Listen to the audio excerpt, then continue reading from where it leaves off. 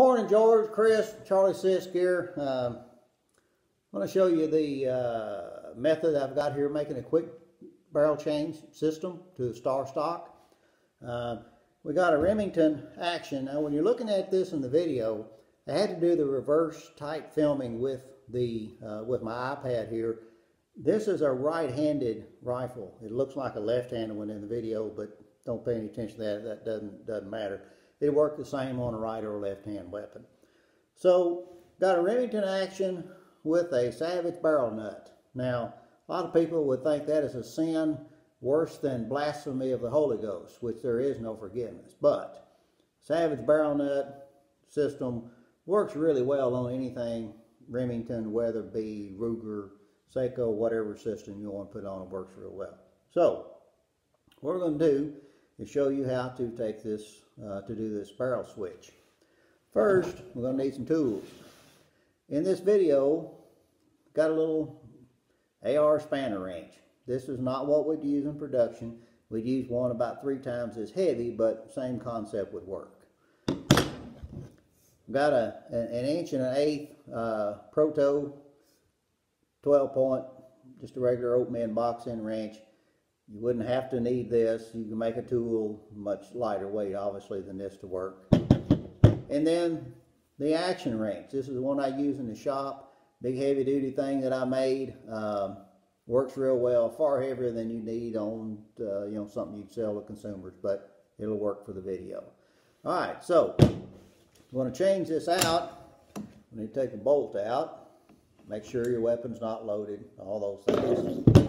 Then we're going to need to put this Action wrench in the Action. Okay, well, I try to go there, and the problem is it's not, you can't get it in there.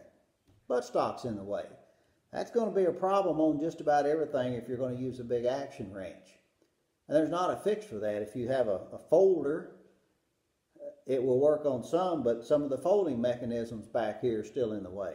So, what do? Well, pretty easy with the Star Stock. If it's in the way, you simply get it out of the way. We'll roll it halfway over, tighten it back up, everything's fine. Put our Action wrench in, slide it up in the receiver like that. We're going to take this 12-point tool. The reason we'll need a 12-point tool is you can index this all the way around so that ergonomically you can get it in a position so you'll have more strength. If it's way apart, you can't work, but if you get them both together here, you can. We're going to take our spanner wrench, I'm going to put it on this barrel nut up here, okay? So what we'll do is we'll hold this hand back here. We're going to hold, take our wrench, and we're going to loosen up this barrel nut, okay? We can make about almost a quarter of a turn. So the barrel nut would need about twice as many splines as it has to make it work. But we put it in there, we keep doing this until we got it loosened up. All right, now we've got it loose. You go ahead and give it a little more room. Then we just go out here to the muzzle and grab this. I don't know if you can see it in the video or not, but we just keep turning until we took it all the way out. All right, just like so.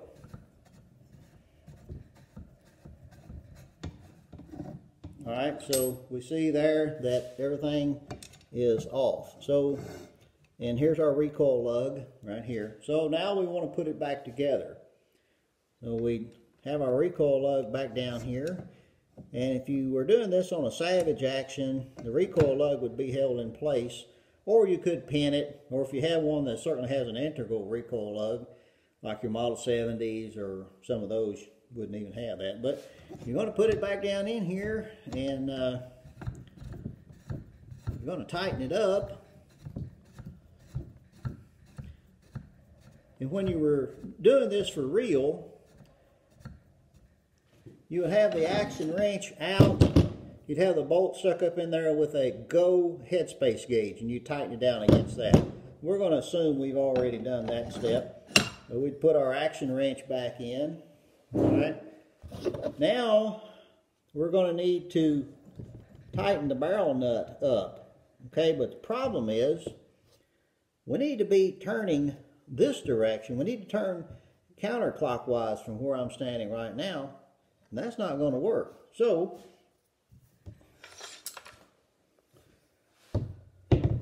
we have made a cut on the other side here to show how that's going to work. Pardon me, I've got to move the camera around.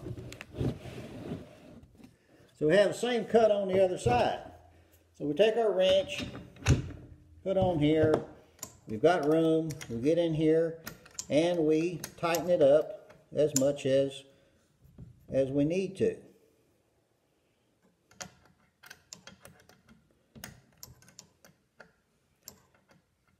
And again, we would tighten this down. We'd have our torque limiter, and we, hold these two wrenches apart till we torqued it down, got it tight. Then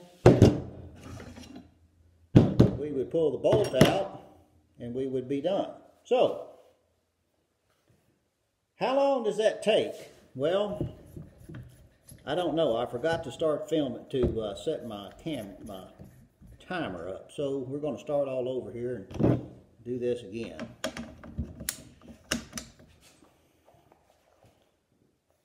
Let me pause this just for a moment.